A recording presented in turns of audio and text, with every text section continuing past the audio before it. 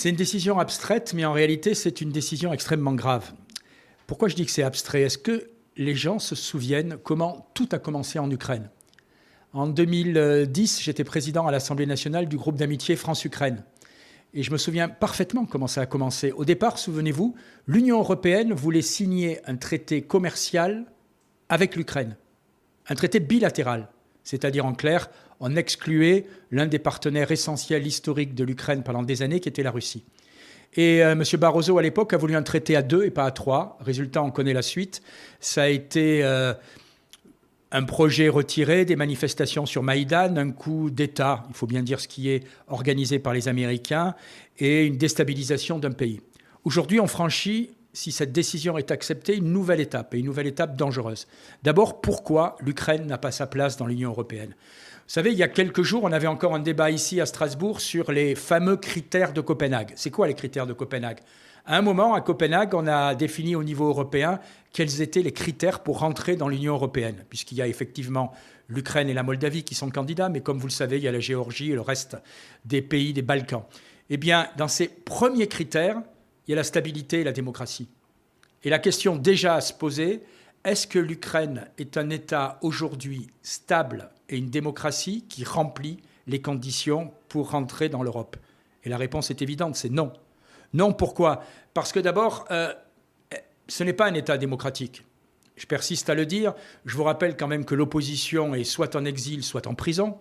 Il y a à peine quelques jours, un député d'opposition qui avait dû partir en exil a été assassiné sur ordre des services ukrainiens à Moscou. C'est-à-dire, en clair, c'est un État qui pratique le terrorisme d'État.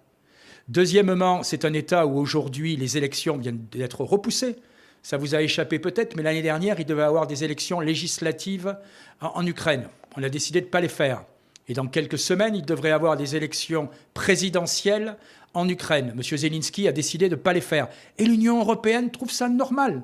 Parce qu'en réalité, ici, à Bruxelles ou Strasbourg, on a des grands principes, mais qu'on oublie dès qu'il y a des petits intérêts. Et donc, l'Ukraine ne remplit pas les critères de stabilité, ne remplit pas les critères de démocratie.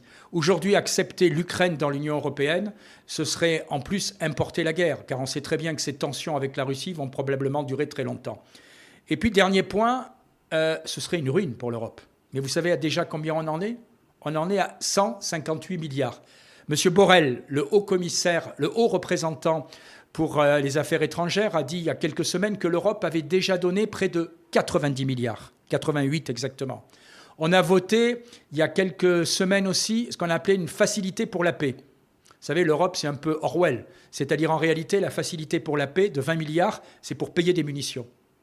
Et on a aussi, dans ce Parlement, voté déjà un avis favorable pour 50 milliards de plus. C'est-à-dire qu'on en est déjà à 158 milliards pour l'Ukraine. Et ça va être sans fin. On nous annonce des crédits pour l'adhésion qui devraient être de plus de 150 milliards. On nous annonce 300 milliards pour la reconstruction de l'Ukraine. L'Ukraine risque d'être le tombeau de l'Union européenne au niveau financier. Il faut que les Français réalisent la note qu'ils vont devoir payer.